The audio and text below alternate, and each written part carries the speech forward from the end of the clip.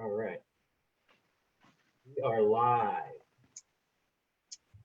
Hey, Boston Buddies, welcome to Wednesday edition of Brunch with the Boston Buddies.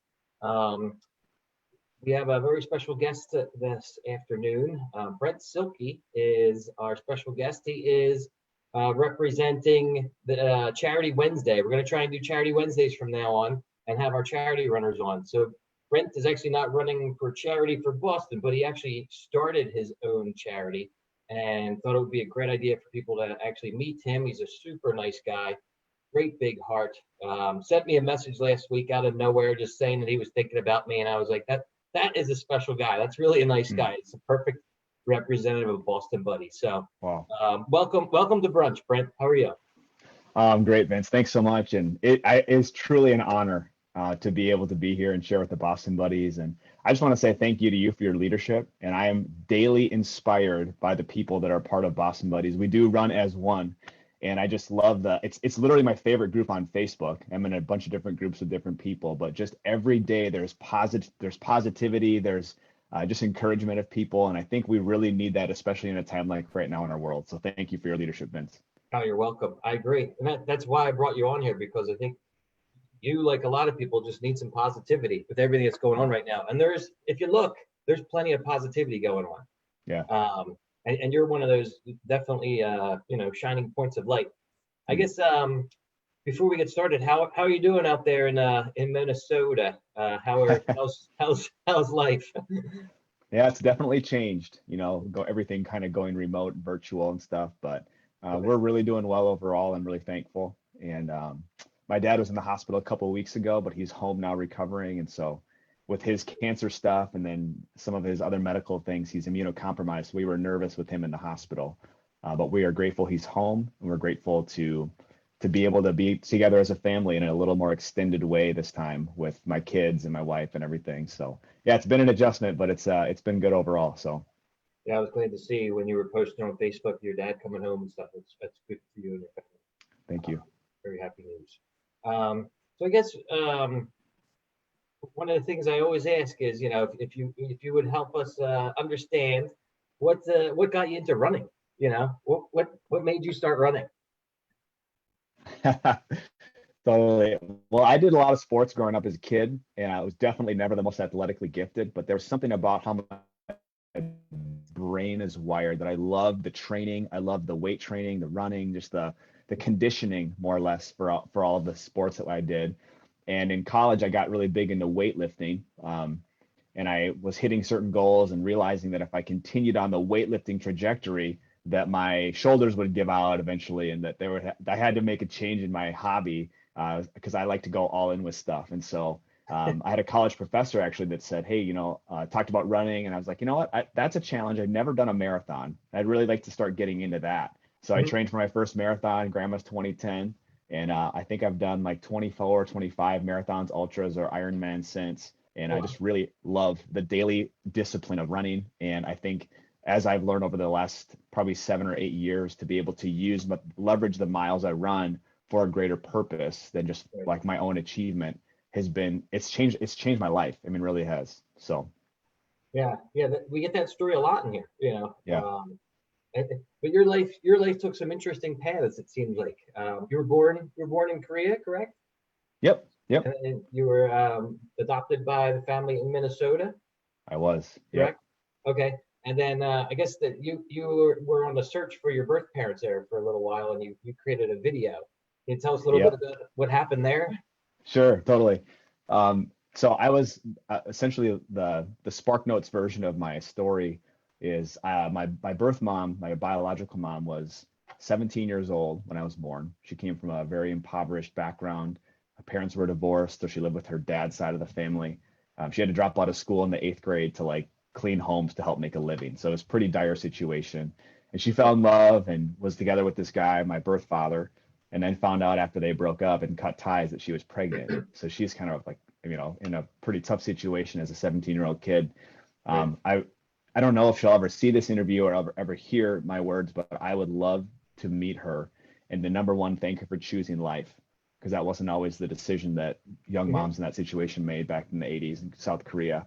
And I would Right. love to just say, I just think I read books about birth moms, biological moms, and how they write letters to their kids and they hope their kids can see them someday.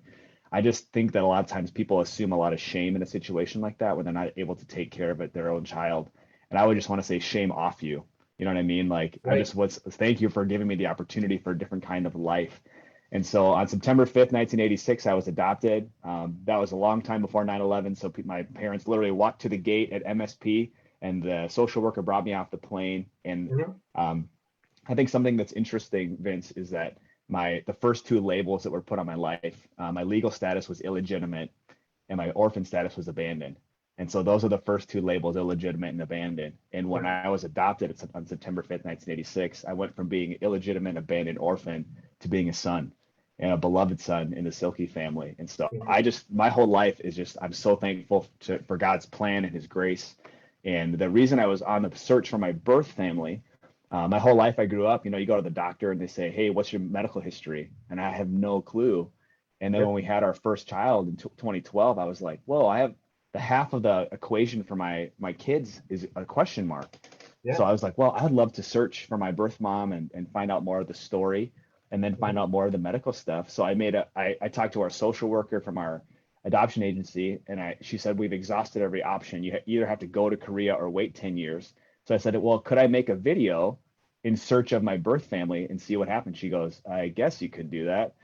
And so during nap time for my kids, I made a video and I just held up signs instead of speaking. I held up I typed out my script and then sentence by sentence held up a sign, Hmm. and it got over 1 million views. People translated it into Korean, and it was like so crazy what happened. And so I actually had some people reach out, not like close biological family, but different Hmm. people that saw it, and still on the search. So that's still in process right now. But I just saw the goodness of humanity looking for my birth family as people from all over the world shared this video. So it's pretty neat. Well, now you've got the power of the buddies behind you. Maybe we can Let's make this go. happen. We'll get this out there. Wouldn't that be something? Yeah. Yeah. I mean, I think one of the things that, I always bring up in this group is, you never know when your story is going to help somebody else, Mm. and somebody's always got a background. My mom never knew her father. She grew up Mm. not knowing her dad. It was a situation where it was like a one night stand or something, but my grandmother still decided to have my mom. Thankfully, she did, or I wouldn't be here. Yeah. Um, and we actually didn't find out into who he was until last year. Oh.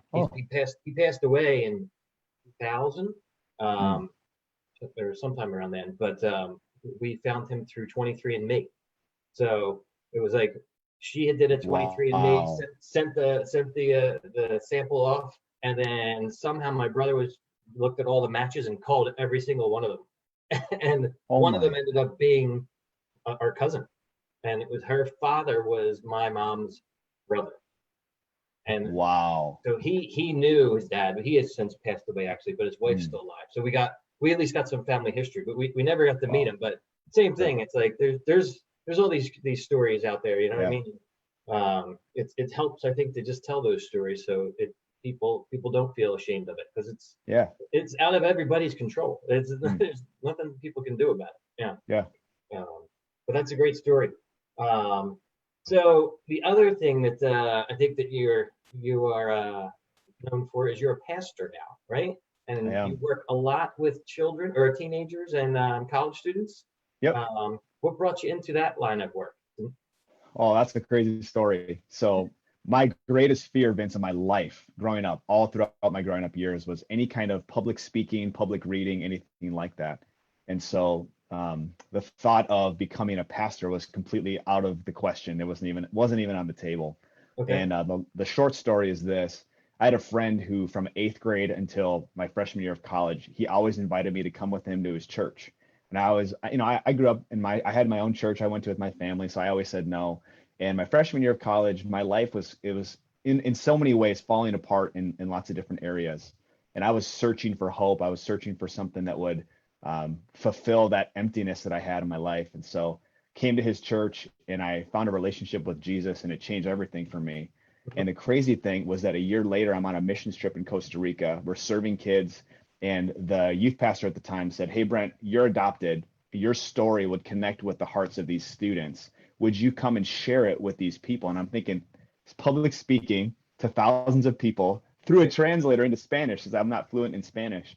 And so I was freaked out, but it was through that trip that I really felt like my life's work was to reach the next generation with the hope of the gospel. And so I went to college to be a pastor, and I served in youth ministry for 10 years. And then for the last 5 years, I've served on the college campus as a Chi Alpha pastor. So I work with college students at some different universities in St. Paul. And it is the greatest joy of my life to be able to just walk with them through college, their college years, because we really see that these 4 or 5 years they're in college really shape the next 40 or 50 years of their lives.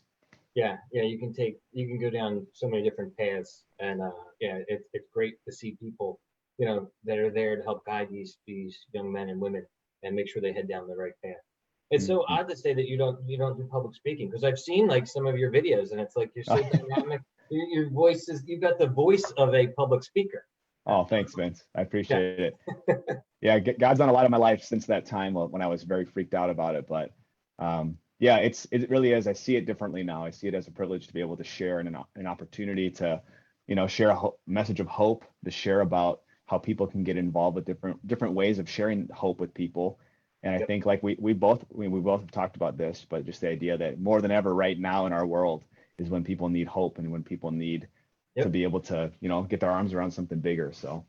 I agree. I agree. And then I guess when you right around the time you were turning 30, maybe you want to explain the foundation that you started, and what made you dedicate your foundation to that Yeah, charity. for sure. So I'll actually back up 10 years when I'm sitting in a college chapel at North Central University. I'm in my undergrad work, Okay. and there's a speaker that comes. I had no idea who he was or what he was going to talk about that day. He gets up on the platform and he starts to share about India. And he starts to share about what's happening about sex trafficking to these little children in India where he's working.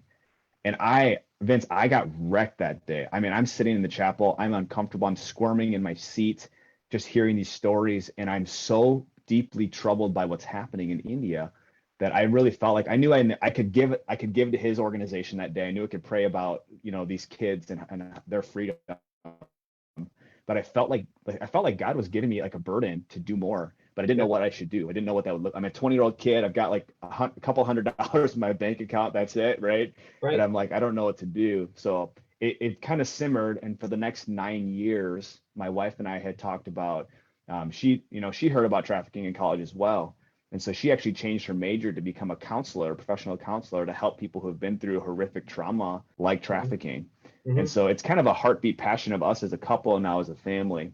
So Right. fast forward, it's December 28th, 2015. I'm sitting at a Perkins restaurant with one of my former youth students from when I was a youth pastor. He's in the Marine Corps, home on leave for Christmas break.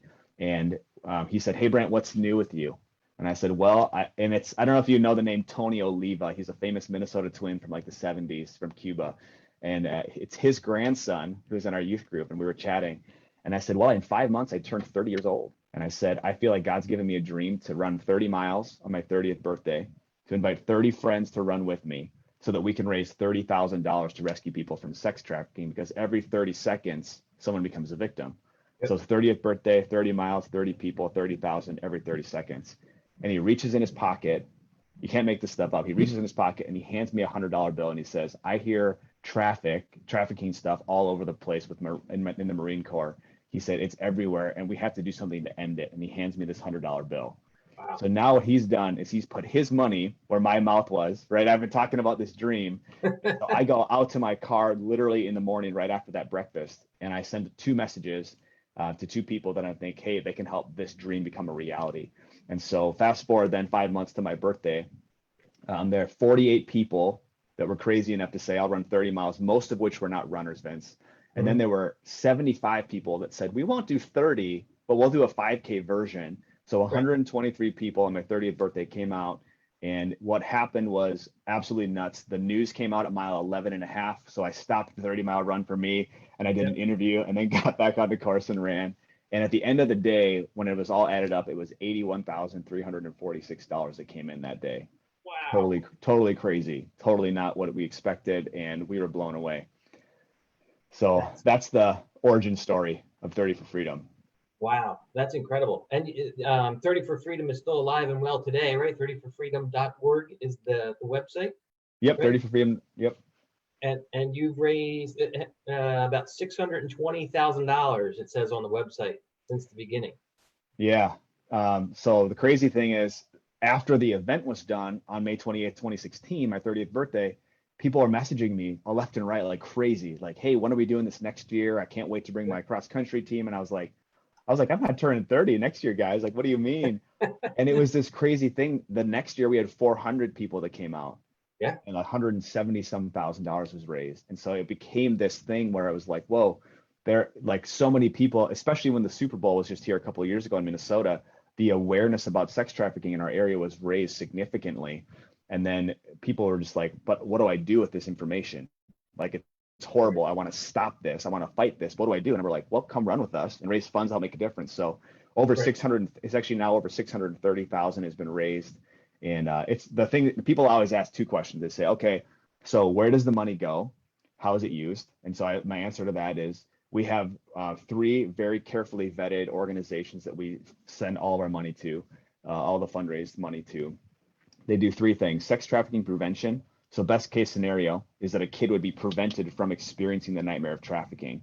Okay. So for example, one of our organizations in Southeast Asia, through Venture is their name, they stopped and prevented 948 kids being trafficked from across country lines at one of their stations. And like, prevention is the best case scenario. Right. The second thing is rescue operations. So this is what's super intense and way above my pay grade, but the idea of literally going into the brothels and rescuing out these girls in different countries, or doing the work here on the front lines through Free International, one of the organizations we support. And the third thing is holistic survivor care. So once someone's physically rescued, there is a ton of work in terms of trauma, in terms of counseling, in terms of job skills, trainings, things like that happen. So those are the three areas that we support, and the organizations we support with the funds that are raised go right there. And the other question that I get asked is like, so what percentage of the funds goes to the cause? So if someone raises $100, how much of that pays salaries? How much of that pays for admin, pays for whatever?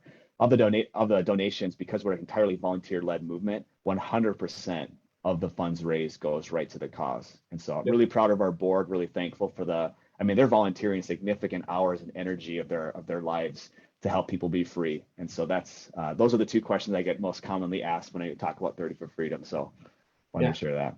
No, that's great. Yeah, that's I said, get your message out. You know what? We've got a lot of great people in this group. You've got a great message, and I'm sure you're going to get some people to sign up right after this interview.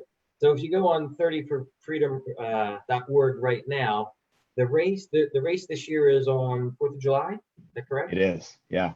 And then you can do it virtually as well as in person, or how does it all work? Yeah, great question, Vince. So what we typically do is we have multiple chapters in different places, different states, that people that are say, hey, we're so passionate about this. We're not just going to run, we're going to organize a chapter of this so that you can be kind of like, we're going to franchise this out in our state, right? Right. And so this year, with everything happening, obviously, the April 20th to September 14th, all the different changes and pivots. And I know Dave talked about this, the Boston Marathon race director. There's cancellation, there's postponement, or there's virtual. And so we looked at what's happening in different lockdown places in different states, and we said, our mission is to end sex trafficking in our lifetime. The most important thing that we can do is raise funds to make that difference on the front lines. And our mission, while we've gathered, over 1,000 people last year in one place, that's not the mission. The mission is to rescue people from trafficking. And so we said the most effective way we can do that, no matter what the guidelines from the government are at the given time, is to go virtual. So people can do a 5K, 10K, half marathon, or if they want to do the full 30, I'm going to be doing the full 30 again this year. Nice. They can do it that way. And so they can do it virtually. They can have their start line and their finish line be their driveway. And the thing that's really neat is that we decided, since everything has changed with everything in the whole world, we said July 4th may never be open again for something like this. So on the day we celebrate our freedom, we're going to sacrifice for theirs. And so that's kind of the reason we usually do it in May, that we switch to July 4th. Okay. Yeah, it'll be nice and hot. Oh, yeah. Nice and hot for you. Well, 30 miles. You know what? I'm going to commit to you right now. I'm going to do the 30 miles virtually with you. All Oh right. my So word, keep us Vince. That's live. awesome. That's I'm gonna awesome. I'm gonna grab Jose too and force him into it. It's a great That's cause. No, amazing. Well, I'm thank you so happy to much. help in any way that I can, and I'm sure the Boston Buddies are happy to help in any way they can as well. Because they can go to Well, the website and sign up. You can when you sign up, basically you can sign up for the race, but then you can also, if you want to raise extra funds, you can create a donation page. Correct? Correct. yep, yep. Um, So as soon as someone signs up and they submit their registration, the page that's up there on the site after if you do that, you can click and make your own fundraising page. mhm. And so that's really where we've seen so much traction over the years in terms of fundraising, because people can say, hey, my name is Brent Silkey. I'm running 30 miles for freedom because, and they can say their own words, put their own picture up, and then people can donate to their link. And so it feels really personal. Awesome. That's great. All right, so now this will be my first ultra. Hey, that's awesome. Yeah. I might as well just go one more mile and make it a 50K. Yeah, look, Gwen Cantalone is saying, Right, yeah, right. make it a 50K. Let's go. So we gotta, Gwen, you gotta do it too. She's down there in North Carolina, and she's near Charlotte. She's got to go do it too now. Okay. That'd be super cool. How cool would that be to have a bunch of Boston buddies running for freedom this year? That'd be neat. Why not? Join up. Yeah. Join forces here. We've got nothing going on. Hey, So, it could be yeah, good motivation to keep going. yeah. Now, we talked a little bit about the picture behind you. Can you tell us who's in the picture there behind you? That's your organization, right? Yeah, so these are some of our influencers. And so some of them are senior pastors or youth leaders or group leaders Yep. that, they have like lots of people that are saying, hey, we want to do what you're doing. And so we said, hey, would you come out and would you be able to be a part of 30 for Freedom, the influencer photo shoot? So we gave them all a shirt in advance because we usually send those out, during the race time. And they came out on a Stone Arch Bridge, which is one of the most scenic and most photographers love this space. And so we took our photo shoot there. And the cool thing for this year on July 4th, Vince, I didn't tell you I was going to do this because I didn't plan to do this, but I've got a picture of our shirt for Nice. this year. So red, white, and blue, and the 5 stars actually are significant because this is our 5th year anniversary of 30 for Freedom, and so we're really excited. The tattoos are extra, but for those who are going to Is that you? Is that be your numbers? doing the 30 for Freedom, I wish, man, that guy's jacked. But so that's our shirt this year, and we're actually also sending out. So everyone will get a shirt, a race bib with their number on it, and then our finisher medals are really neat this year as well. So we're going to send that out to all of our people who register. May 10th is the deadline to register because we're getting everything shipped in and everything, and then we want to get it shipped out in time. So, Yep. But yeah. Okay. So May. All right. Well, we just got a couple of recruits. Bruce Lee, he's in. Melissa Lance, Right? she's contemplating it. She's got a 50 miler in August, so she said this would be a good training run. So I think we can do this. Oh, that's amazing. And if people have races that are still on the calendar, I mean, they could do the half marathon as a training run, or they could do, Right. the different distances as well. So that's fantastic. That's really cool. Yeah, that's great. But the people though that you were saying behind you, you have like an ambassador program. Can people sign up for that on the website or? These are just some of our group leaders. Uh-huh. So we call them 30 for Freedom influencers. Right. And so so this year actually I'm like, I was talking to our photographer. I said, how can we promote this year with the social distancing regulations that are in place in Minnesota? And so what we're going to do, this is actually, we haven't really talked about this publicly yet, but we're going to order all the shirts and we're going to do Brady Bunch style. Remember the Brady Bunch with all like the different, yeah. So we're going to have people come to this BMW dealership in the cities. There's a huge American flag in the background. We're going to give them their shirt and we're going to have them all line up in their cars and one at a time get out, get their shirt, stand in front of the flag, take a picture. And we're going to have 30 people in the shot this year, but it's going to be still within the regulations set by the government. So Great. Should be good. That's awesome. That's awesome. Here, let me tell you, Chad Champion. He said if Gwen does it, he's going to do it. Hey, there you go. Chad Champion. He's the president of the Charlotte Running Club. He just did a live Facebook Live for us as Elvis. He's the Elvis impersonator. Yes, I saw that. That's awesome. Yeah, he's a great guy. I've run with him a few times. Fogel McLovin, even though that's not his real name, but that's what he goes by on our page. He's in. Wow. Linda Van Acker, she's local to me. She's in. Dan Scally, he said he's in. So there you Wow. go. We gotta get 100 Boston buddies to do this thing. That would be so cool. Bill Johncock. Bill Johncock's he pushes his son Logan. He Yeah. thinks he can do it. He's contemplating it. You're gonna have to push him over the edge and give him a reason. Well, can I share something then, just for people that are getting interested and passionate about this? And this isn't something that a national leader told me this 2 Fridays ago, so like a week and a half ago. He said that there's a country he couldn't name. We were on a Zoom call with 40 people. He said, I can't actually give you the specifics of the country. He said where there were 80,000 trafficking victims who were released into the streets because the international sex tourism demand was so low because of no flights.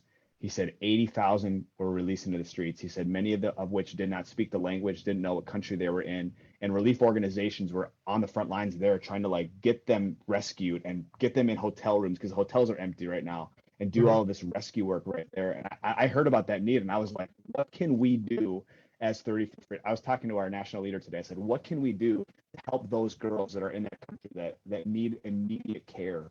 And so the needs are just great that are out there. And Boston Buddies, it makes me emotional talking about this, but thank you for those who want to be a part of this and want to help make a difference in the lives of these girls. And so the other story I'll share with you, Vince, is that there was a woman last year who ran the 30 miles. She had just had a baby a couple months earlier, like 6 months earlier. So she ran 15 miles out at the turnaround spot, stopped and nursed her baby. She got back on the course. This is true. She ran 15 miles back.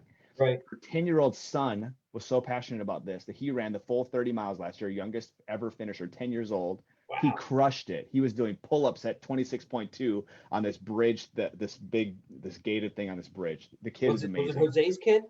Yeah, right.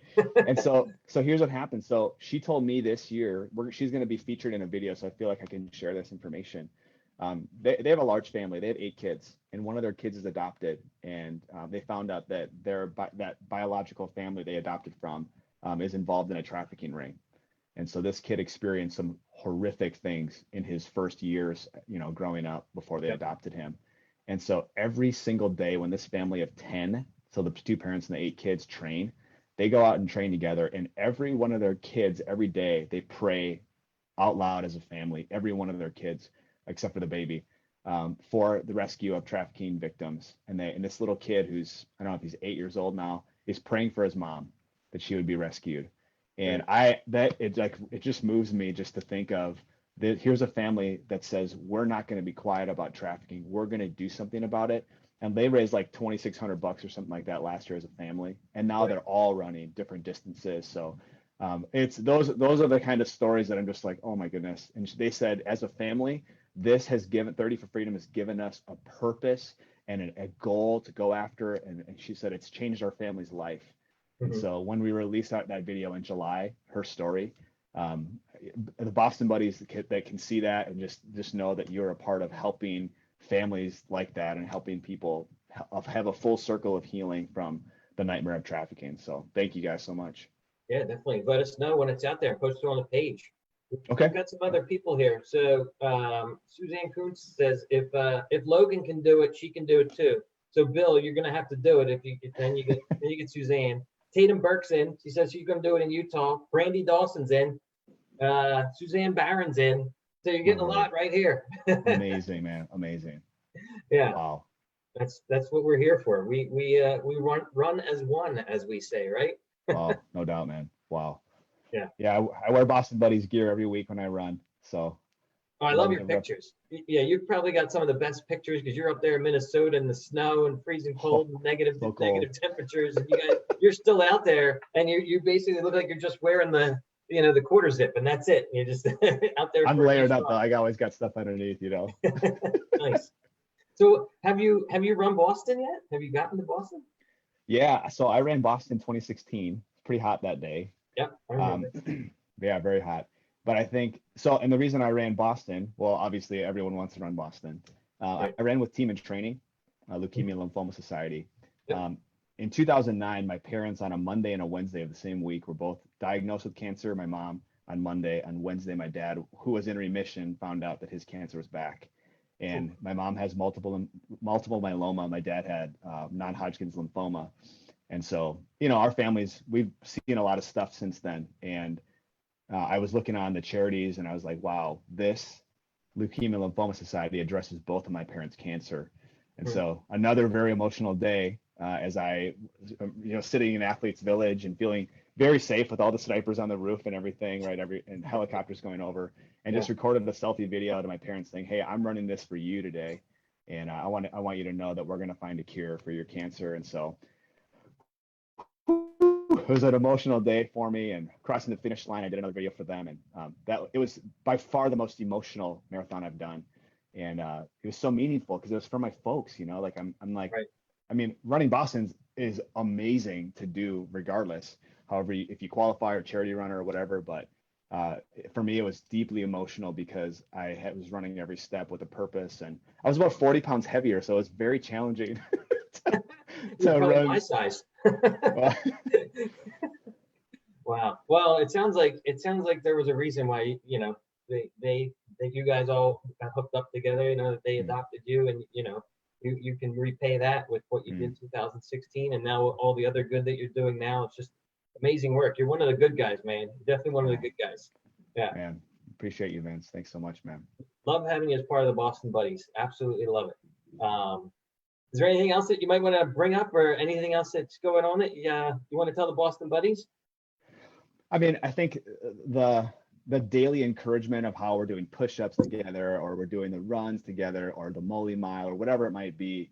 I just want to say this as a word of encouragement to you guys. And I know some people, I love when people are like, hey, I've been on this for like 2 years and I've never posted before, but I just love the encouragement.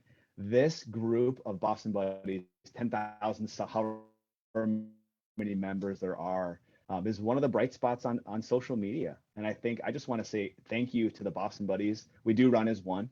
And I want to just encourage you guys that, man, as we do this together, I just feel like there's such a great unity, Vince, in this group that you've made. I just want to say thank you to everyone for just being such a bright light, especially in this kind of coronavirus crazy time in our world. I love the Boston Buddies, and it is an honor to be able to share today with the group, and it's an honor to wear the blue and to be one of the buddies. So I appreciate that, but again, I always say it's the members. The members of this group are just amazing. They really are. People like you and all the other people doing good out there. There's a lot of good. There's a lot of good. There's a lot of hope. There's a lot to be happy for. You turn off the TV and just go outside and enjoy yourself. There's a lot to be happy for. Go meet people like yourself. So I'm looking forward to my challenge now. I gotta get ready for my 30 miler, July 4th. I mean, what's that? Less than 3 months. I gotta start training. I didn't really train for the Molly Mile. I learned my lesson. Yeah, I gotta get back on the horse and start training. So you gave me something, a reason. So wow. I appreciate that, and I'm hoping we get a ton of Boston Buddies to do this race for your organization, and we raise a lot of money for you guys, and then we get you up over the 1 million mark. How about that? That's.